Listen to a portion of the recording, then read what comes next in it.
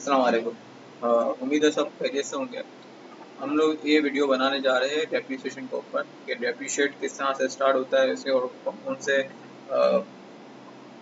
Scenarios हो सकते हैं, तो उसको हम डिसाइड करते हैं। तो पहले एक ये वीडियो जिसमें मैं आपको एक ओवरऑल जो इसके प्रोसेस होते हैं उसके बारे में बताऊंगा, प्लस कॉस्ट के बारे में आपको अंडरस्टैंडिंग होगा कि जब भी डेप्रिशिएट कोई चीज़ होनी होती है तो उसकी एक कॉस्ट होती है। कोई भी फिक्स एसेट आप लेते हैं या कोई भी एक चीज़ आप लेते हैं तो उसकी एक कॉस्ट होती है जिस बेसिस पे वो एक बुक्स में रिकॉग्नाइज होता है, फिर इसके बाद डेप्रिशिएट होता है।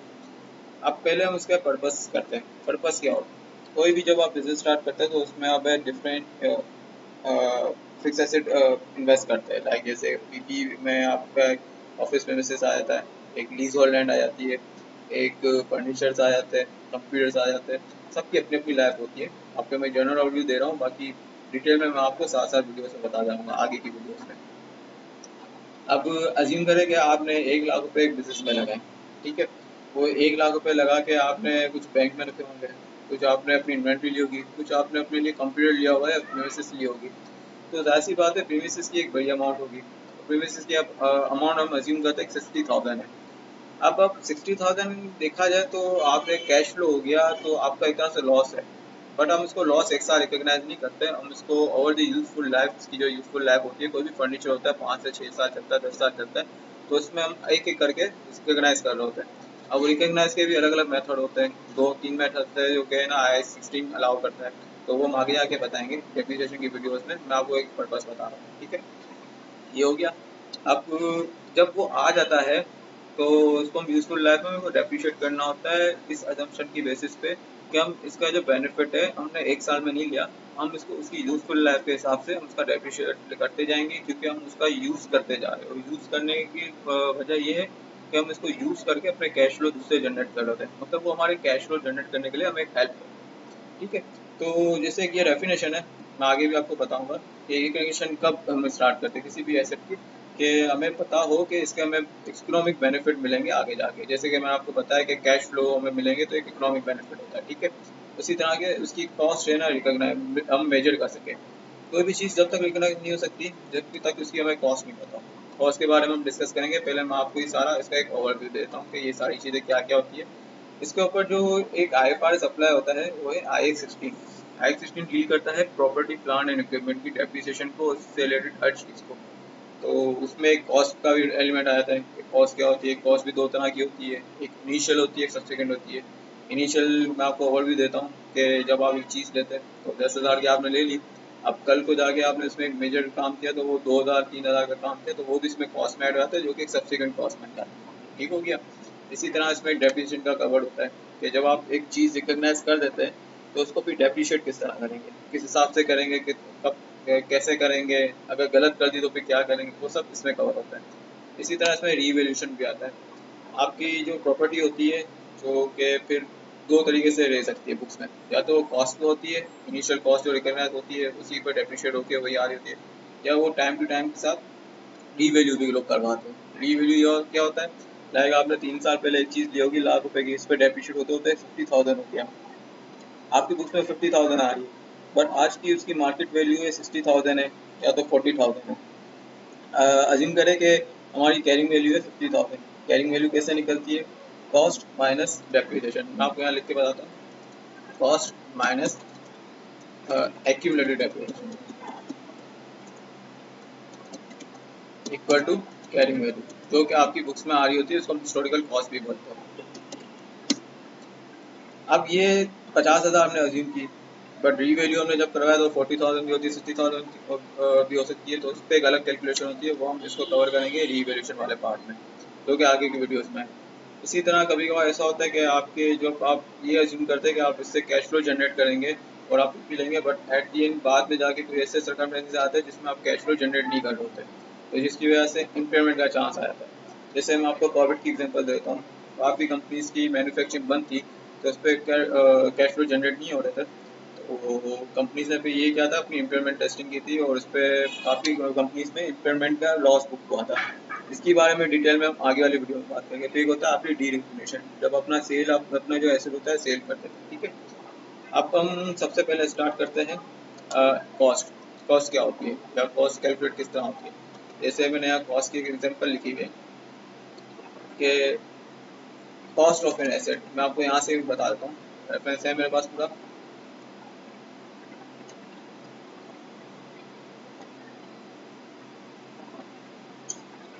ये डेफिनेशन की आप डेप्रिसिएशन की एग्जांपल देख रहे हैं, ठीक है। इसमें मैं आपको करके बताऊंगा द टर्म डेप्रिसिएशन, जो चीज़ें मैं इम्पोर्टेंट है वो मैं बोल करता जाऊंगा, ठीक हो गया। जैसे ये डेप्रिसिएशन है, refers to an accounting method, जैसे मैंने आपको पहले बताया कि 2-3 तरीके से हम डेप्रिशिएट चार्ज कर सकते हैं, तो ये अकाउंटिंग मेथड आ गया। Use to allocate the cost, cost आ गई इसकी। अब टेंजिबल एसेट और फिजिकल एसेट, जैसे वही होता है कि जिसको आप है ना एक तरह से फिजिकल एसिस्टेंस रखता हो, तो उसको हम टेंजिबल एसेट कहते हैं, ठीक हो गया।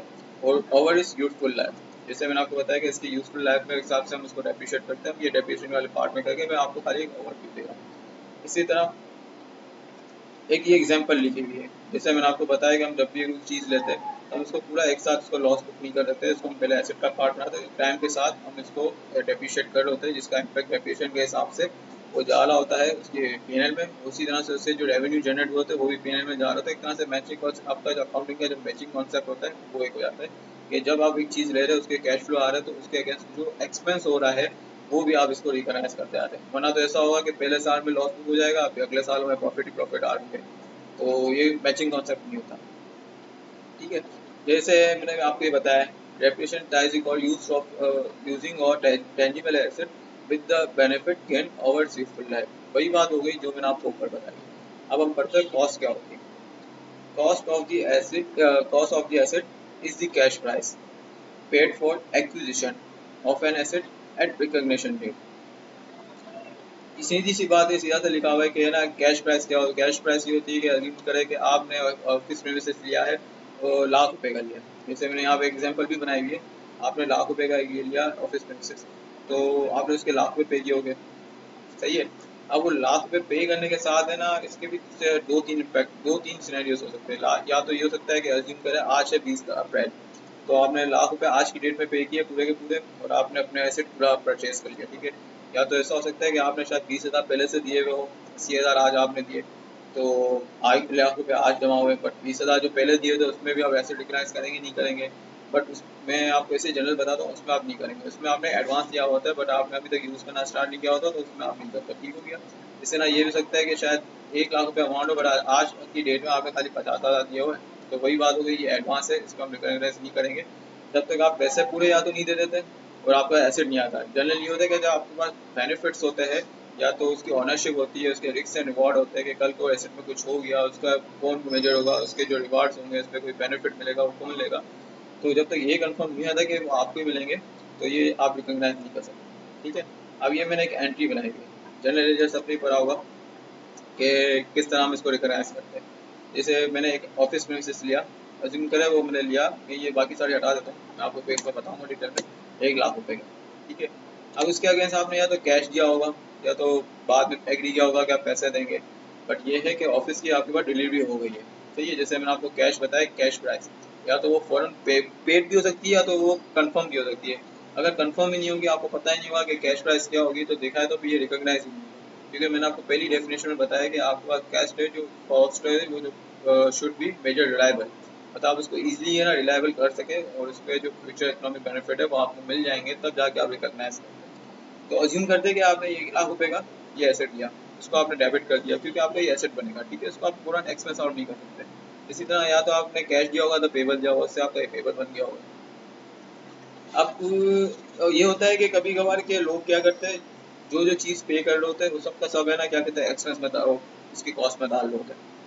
अब क्या पता इस कॉस्ट में कोई ऐसी भी कॉस्ट हो या कुछ ऐसे भी एक्सपेंसेस हो जो कि इसका पार्ट नहीं होना चाहते, क्योंकि वो उससे रिलेट नहीं करते हैं, तो वो इनडायरेक्टली होते हैं। तो जैसे ये मैं आपको ये दिखा रहा हूँ एग्जाम्पल्स, डायरेक्ट एट्रीब्यूटेबल कॉस्ट आप लेते हैं, ठीक हो गया। अब जैसे ये अब पहली एग्जांपल लिखी हुई है कि cost of economic employ benefit, तो मैं आपको इजीली में बता देता हूँ कि कोई भी कंपनी जब भी कोई बंदा किसी स्पेसिफिक प्रोजेक्ट पे काम करता है तो उसकी सैलरी आप उसी पीपी में लेते हैं, तो इसका एक मतलब यही है, बट इसके अंदर और भी दूसरी चीज़ें हैं जो कि बहुत एडवांस करेंगी, ठीक है। साइट प्रिपरेशन की कॉस्ट, कि जब भी कोई आप बिल्डिंग लेते हैं तो उसका साइट पे प्रिपेयर कर रहे होते हैं, बिल्डिंग आपके हाथ में आ चुकी होती है, उस पर दूसरे खर्चे और होते हैं, वो भी आप पीपी का पार्ट लेते हैं। उसकी जो डिलीवरी होती है, हैंडलिंग कॉस्ट होती है, इंस्टॉलेशन हो गया, असेंबली हो गई, या तो आप टेस्टिंग कर रहे होते हैं। टेस्टिंग में भी ये है कि अगर उसमें कुछ जनरेट हुआ होता है वो फिर आपको है ना उस पर नेट उसको पेज के जो नेट प्रोसीड्स आते हैं वो आप इसको करते हैं, ऐड करते हैं डिडक्टिंग। मतलब लाइक अगर आपने 1 लाख रुपए की टेस्टिंग की, जो टेस्टिंग करी 20,000 की करी, बट उसमें हमने 10,000 रुपये सैंपल भेज दिए, तो आपकी जो 10,000 की नेट कॉस्ट बची वो आप इसमें ऐड करेंगे, आप पूरी की पूरी इसमें 20,000 ऐड नहीं करेंगे। या कोई प्रोफेशनल फी आपने दी होगी, चेंज ऑफ ऑनरशिप की हो गई, लीगल चार्जेस हो गए, जो कि इससे प्योर रिलेट करते हैं, वो आप नहीं। कुछ ऐसी कॉस्ट होती है जो कि आप दे रहे होते हैं, उससे रिलेट भी करती है बट इनडायरेक्टली रिलेट करती है, तो आप उसका पार्ट नहीं बनाते। जैसे कि मैं आपको यहाँ पे IS 16 एग्जाम्पल में दिखाता हूँ। यहाँ पे एग्जाम्पल में जैसे कि ये देखिए सारे एलिमेंट ऑफ कॉस्ट आते हैं। ये जो IS 16 का मैंने आपको रेफरेंस दिया, इसी में सब आ रहा होता है कि कौन कौन सी चीज़ है, जो कौन कौन सी जो आइटम्स हैं आप प्राइस कॉस्ट पे ऐड कर सकते हैं। जैसे इसकी परचेज प्राइस हो गई।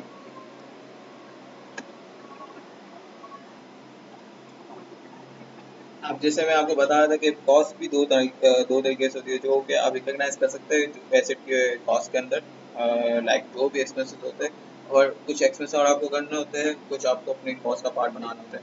इसी तरह आप जब भी कोई चीज़ लेते हो तो उसका आपको टैक्सेस पे करना होता है। अब कभी कभार टैक्सेस ऐसे होते हैं जो कि रिफंडेबल भी होते हैं या नॉन रिफंडेबल होते हैं। रिफंडेबल में आपको जनरल बता देता हूँ, ये होता है कि या तो आप उसके अगेंस्ट आपको फ्यूचर में कैश मिल जाएगा, या तो आप किसी और एक्सपेंस के थ्रू या अपनी टैक्स लाइबिलिटी के थ्रू उसका एडजस्ट कर सकते हैं। तो जो रिफंडेबल होते हैं वो उसको आप कॉस्ट का पार्ट नहीं बना सकते, नॉन रिफंडेबल तो आप बना सकते हैं। ठीक हो गया। तो हम आगे बढ़ते हैं, फिर हम देखते हैं कि जब एक और ऐसे रिकॉग्नाइज हो जाता है, जो कि मैंने आपको ये एंट्री बना के दिखाई है, जैसे ये।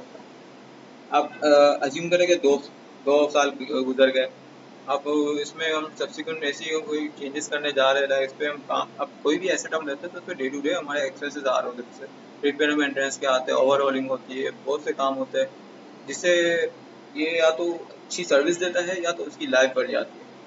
तो जब भी आप एक एसेट पे खर्चा करते हैं सब्सिक्वेंट जाके, जो कि सब्सिक्वेंट कॉस्ट में होता है, तो कुछ खर्चे ऐसे होते हैं जो कि टाइम टू टाइम आपको करने होते हैं, जिससे आपकी कोई एसेट की लाइफ नहीं बढ़ती है, बट ये है कि वो अच्छा ही चल रहा होता है। ठीक है। तो उस खर्चों को हम रिपेयर एंड मेंटेनेंस में चार्ज करते हैं, हम उसको एसेट का पार्ट नहीं बनाते। बट कुछ खर्चे ऐसे होते हैं जो कि कंपनी प्रॉपर्टी इसकी जो आपकी जो फिक्स एसेट होता है उसकी लाइफ को बढ़ाते हैं। लाइक ओवरऑलिंग कॉस्ट होती है, वो बहुत ज़्यादा उसका एक मेजर जंक होता है, मेजर एक्सपेंस होता है, तो उसको आपको एसेट का पार्ट बनाना होता है, क्योंकि वो आपकी एसेट की लाइफ को इंक्रीज कर रहा होता है। तो वो आपकी एसेट की उसमें आ जाएगा। लाइक अगर कोई भी आप ओवरऑलिंग कॉस्ट करते हैं तो सीधी सी ये एग्जांपल बनेगी, जहाँ ये 1 लाख रुपए आपने पे किया है वहाँ ये 2,000 रुपये हो जाएगा। अगर अज्यूम करें कि आपने 20,000 दिया तो ये 20,000 का हो जाएगा। ठीक है। तो यही एंट्री इसी तरह बनेगी। यही आपने इसके अगेंस्ट या तो कैश दिया होगा तो पेबल दिया होगा, और जो आपकी टोटल कॉस्ट हो जाएगी दिस 1 लाख रुपए पहले थे आपके, फिर आपने 20,000 और दिए, तो जो आपकी हो गई 1,20,000। ठीक हो गया। और जो एक्यूमुलेटेड होगी, अब ये एक्यूमुलेटेड किस तरह निकालनी है ये मैं आपको अगली वीडियो में बताऊंगा। फिलहाल मैं अज्यूम करता हूँ कि एक्यूमुलेटेड जो कॉस्ट थी वो थी 30,000 रुपये।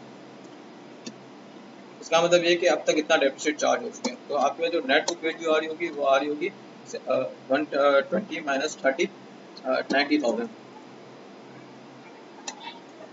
ठीक हो गया। अब अज्यूम करें कि यहाँ पे 10, अगर हम 10 कर दे तो इसका इम्पैक्ट यहाँ पे टोटल कॉस्ट पे भी आ जाएगा, इसका टोटल इम्पैक्ट यहाँ पे बुक वैल्यू पे भी आ जाएगा।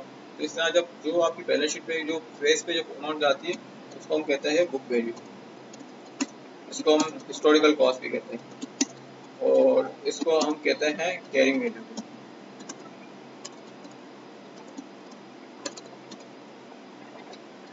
तो इस तरह आपकी एक कॉस्ट इक्वेशन पूरी होती है। इसके आगे भी हम इसको डेप्रिशिएट करते हैं, फेयर वैल्यू मेजरमेंट हो रही होती है, डी इक्वेशन हो रही होती है, इम्पेयरमेंट हो रही होती है, जैसे मैंने आपको बताया ये हम आगे की वीडियोस में कवर करेंगे।